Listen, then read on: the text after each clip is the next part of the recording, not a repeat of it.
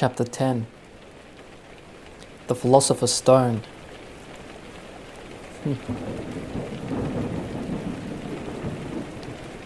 Quote, "Understand, yea, sons of wisdom.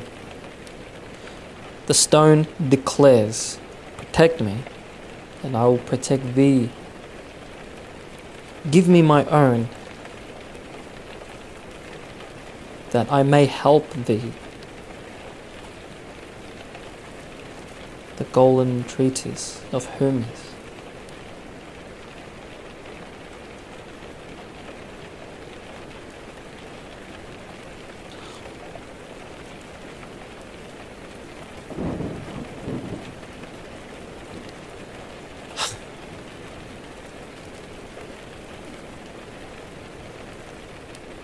Part 1. Introduction and Text. A rich and complex symbol of the self is found in the alchemist's idea of the philosopher's stone, the ultimate goal of the alchemical process. Some may wonder what value the fantasies of the alchemists can have for modern empirical psychology.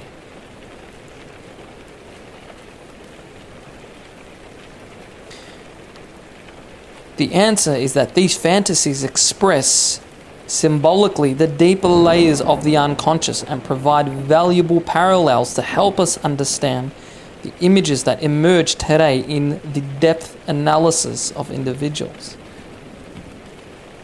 The very fact that the alchemists were psychologically naive and uncritical permitted the symbolic images to manifest themselves without distortion. Jung puts it this way: in order to understand the full range of a symbol's meaning, the investigation must turn back to those periods in human history when symbol formation still went on unimpeded. That is, when there was still no epistemological criticism of the formation of images, and when in consequence facts that in themselves were unknown could be expressed in definite visual form. The period of this kind closest to us is that of medieval natural philosophy. It attained its most significant development in alchemy and Hermetic philosophy." End of quote. Jung says at the conclusion of Mysterium Connectionis, quote, "Alchemy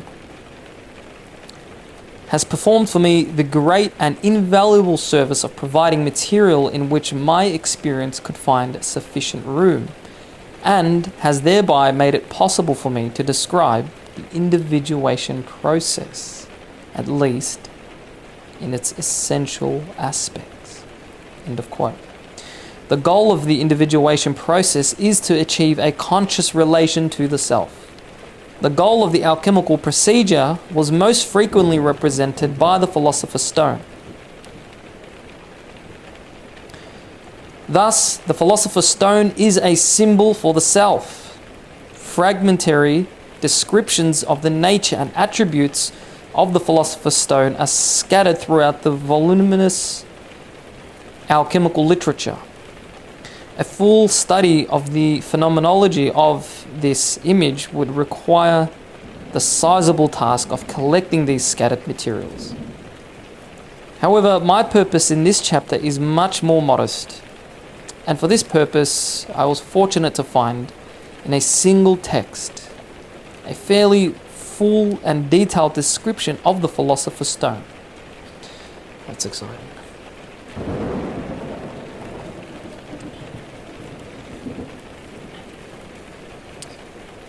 The text I shall use is found in Prolegomena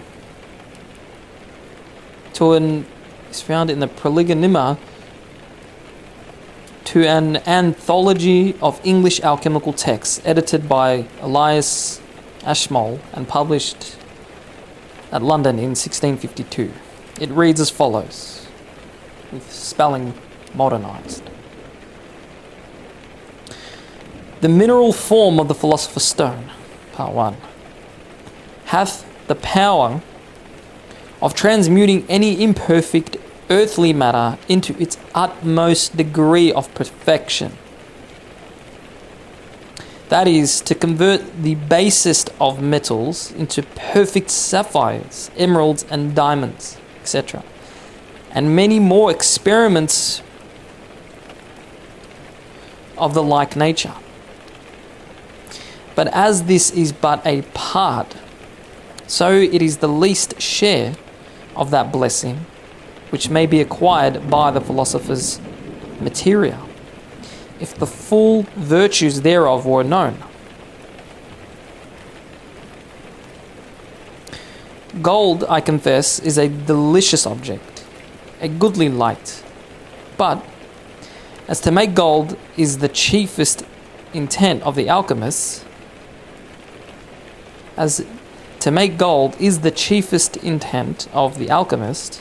so it was scarce any intent of the ancient philosophers, and the lowest use the adepti made of this material. 2. For they, being lovers of wisdom more than a worldly wealth, drove at higher and more excellent operations, and certainly he to whom the whole course of nature lies open rejoiceth not so much that he can make gold and silver, or the devils to become subject to him, as that he sees the heavens open, the angels of God ascending and descending, and that his own name is fairly written in the book of life. 3. Next, to come to the vegetable, magical, and angelical stones, the which have in them no part of the mineral stone, for they are marvellously subtle, and each of them differing in operation and nature, because fitted and fermented for several effects and purposes. Doubtless Adam, with the fathers before the flood, and since Abraham, Moses, and Solomon, wrought many wonders by them. Yet the utmost of their virtues they never fully understood, nor indeed any but God, the Maker of all things in heaven and earth, blessed forevermore.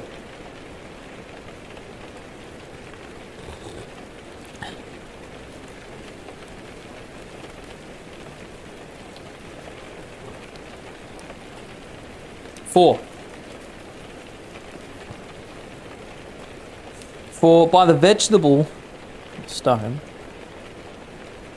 may be perfectly known the nature of man, beasts, fowls, fishes, together with all kinds of trees, plants, flowers, etc., and how to produce and make them grow, flourish, and bear fruit, how to increase them in colour and smell, and when and where we please. And all this not only at an instant, but daily, monthly, yearly, at any time, at any season, yea, in the depth of winter. 5.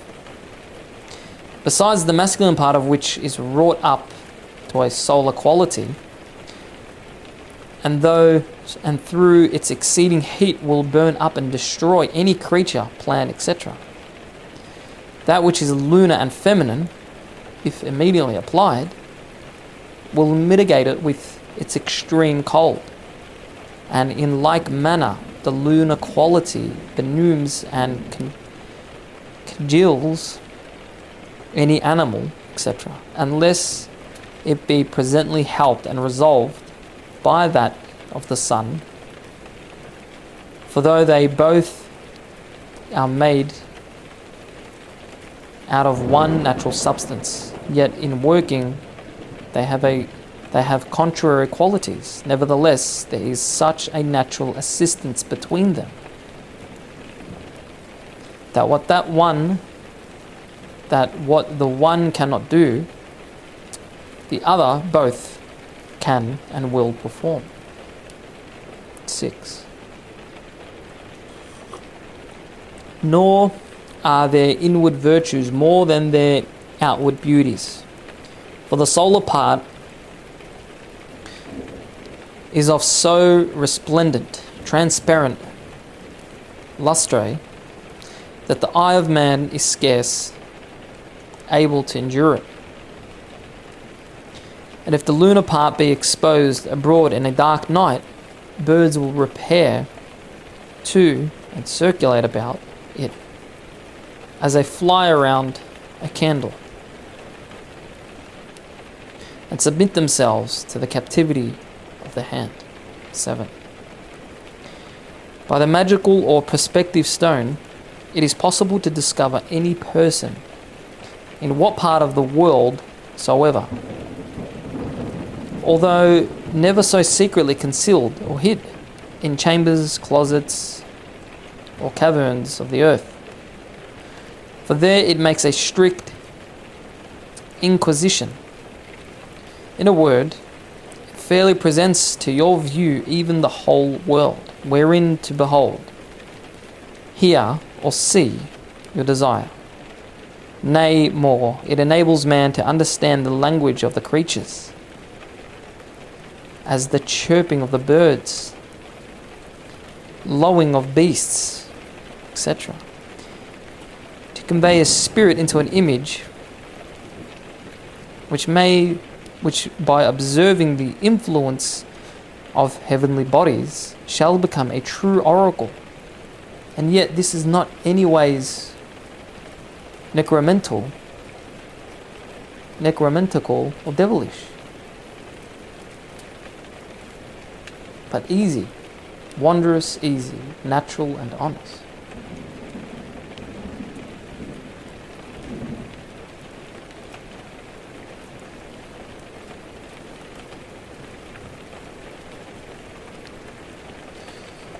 Eight.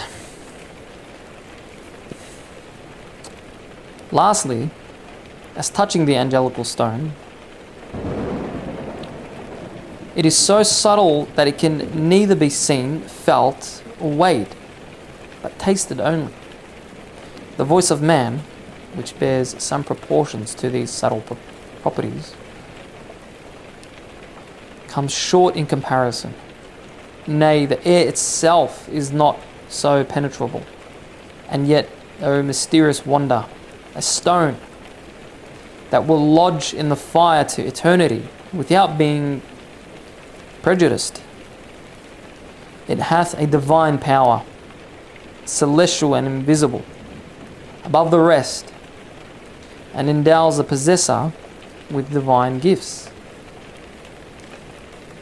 It affords the apparition of angels and gives a power of conversing with them by dreams and revelations. Nor does any evil spirit approach the place where it lodgeth,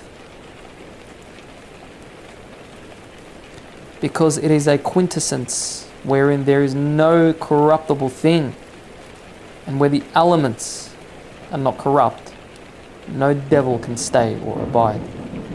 9. S. Dunstan calls it the food of angels, and by others it is termed the heavenly viecticum, or viaticum, I think. The tree of life, and is undoubtedly next under God, the true giver of years. For by it man's body is preserved from corruption, being thereby enabled to live a long time without food.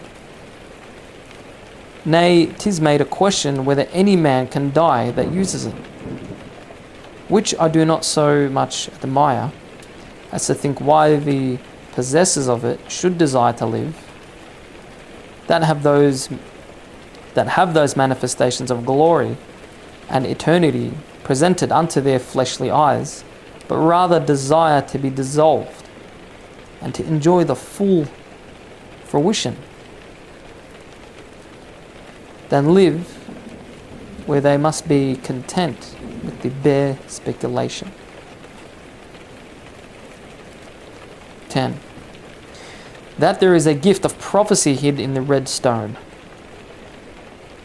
Rhasis will tell you, for thereby, saith he, philosophers have foretold things to come. And Petrus Bonus avers that they did prophecy not only generally, but specially, having a pre-knowledge of the resurrection, incarnation of Christ, day of judgment, that the world should be consumed with fire, and thus not otherwise than from the insight of their operations. 11. In brief, by the true and various use of the philosopher's prima materia. For there are diversities of gifts, but the same Spirit. The perfection of liberal sciences are made known. The whole wisdom of nature may be grasped. And notwithstanding what has been said, I must further add, there are yet hid greater things than these, for we have seen but few of his works. We have seen but few of his works.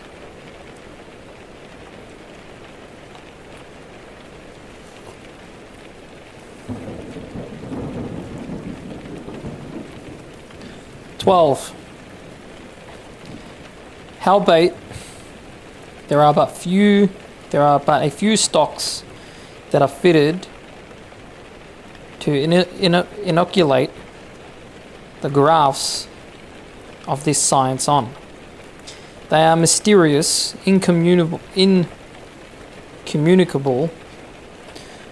to any but the Archetype, and those that have been devoted even from their cradles to serve and wait at this altar.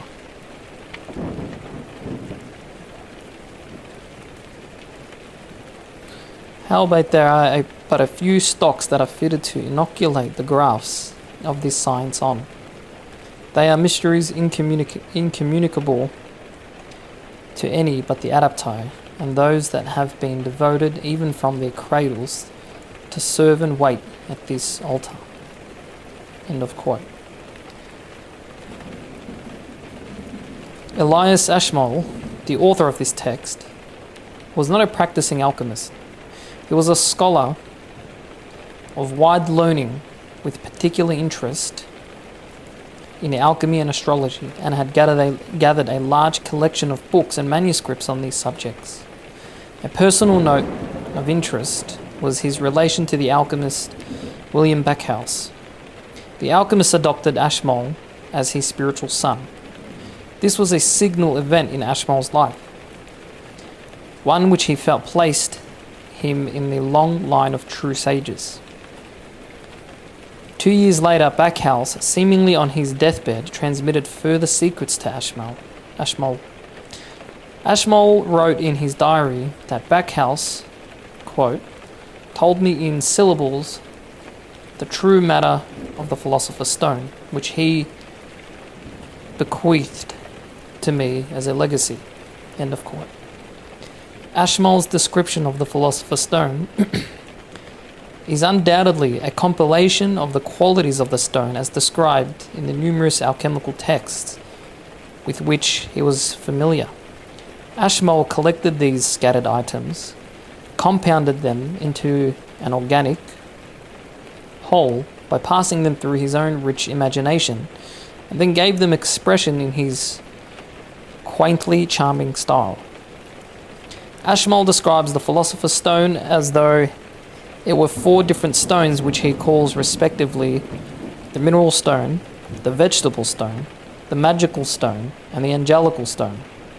In our text, 4 categories divide the power of the stone into different modes of functioning for purposes of description, but there is a deeper meaning than this.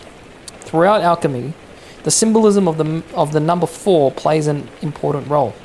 Fourness was considered to be the basic ordering principle of matter. In the beginning of the world, prior to creation, there was only the prima materia, which was without form, structure, or specific content. All was potential, nothing actual.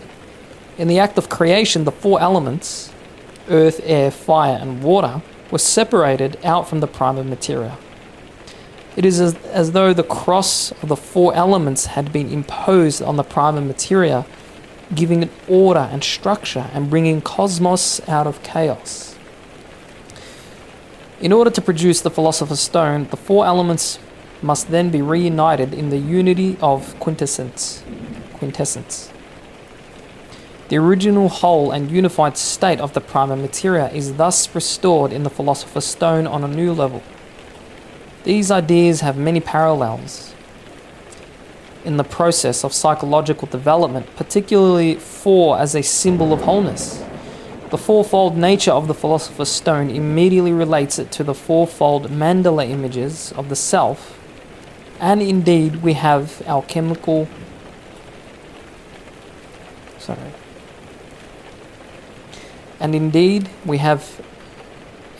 pictures of the stone which are in the form of mandalas. Picture 51. In psychological terms, we usually consider the number 4 to refer to the 4 psychic functions: thinking, feeling, sensation, and intuition. However, this interpretation is by no means adequate to cover the full meaning of fourness. The 4 elements, for instance, cannot be equated with the 4 functions. It seems rather than the structuring pattern of fourness can emerge in a variety of contexts to bring order and differentiation to experience. But always it carries the implications of fulfillment or completion. Although Ashmole speaks of 4 different stones, in the discussion which follows, the actions of the different aspects of the stone shall be considered as deriving from a single unitary Philosopher's Stone. Part 2. Transformation and Revelation. The first paragraph of the text begins as follows. The mineral form of Philosopher's Stone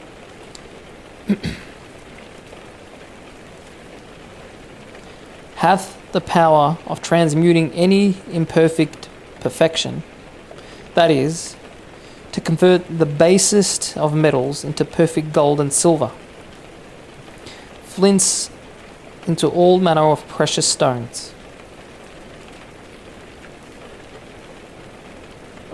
as rubies, sapphires, emeralds, and diamonds, etc., and many more experiments of the like nature.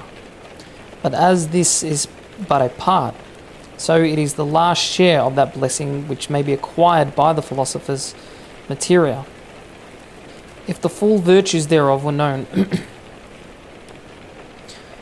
Gold, I confess, is a delicious object, a goodly light, but as to make gold is the chiefest intent of the alchemists, so it was scarce any intent of the ancient philosophers, and the lowest use the Archetype made of this materia. End of quote. According to the alchemical view, metals in the earth went through a gradual natural process of growth. The base metals, such as lead, were immature, early forms. Very slowly they would mature and grow into the noble metals, gold and silver. The alchemists thought they could hasten the natural growth process by the procedures of their art. This idea is an obvious projection onto matter of the fact that natural psychological growth is fostered by paying attention and working on psychic content. This idea is an obvious projection onto matter of the fact that natural psychological growth is fostered by paying attention and working on psychic content.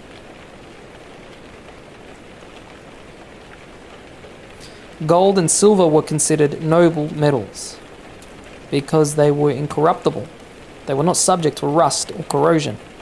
Thus, they carried the qualities of unchanging consistency and eternity. Similarly, the experience of the self in the individuation process conveys to the ego the characteristics of reliable stability, which makes it less subject to regressive decomposition. These ego qualities result from increasing awareness of and relationship to the transpersonal or eternal dimension of the psyche, which is an important aspect of the experience of the self. Turning lesser matter into gold can also have a negative aspect. Example, as presented in the legend of King Midas, he was granted his wish that everything he touched would turn into gold, but then was dismayed to find that his food became inedible. This story pictures a condition of identification with the Philosopher's Stone, which is inimical to life. Man cannot live by eternal verities alone. He also needs bread, i.e., personal, temporal satisfactions. The text tells us that the stone converts flints into precious stones. Precious gems represent values, items which are treasured for their beauty and worth.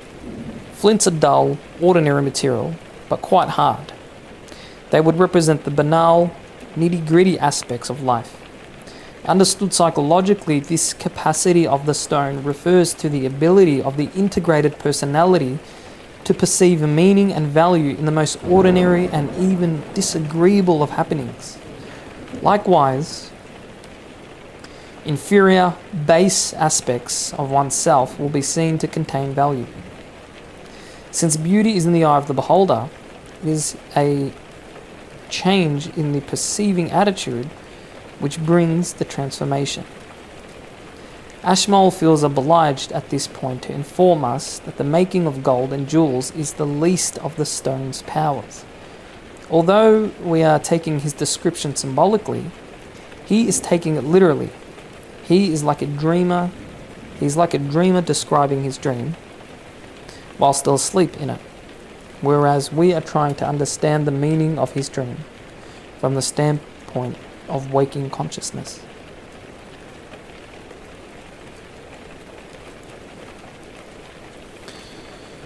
We'll leave it there, and we'll finish the book in the next part, for part 30.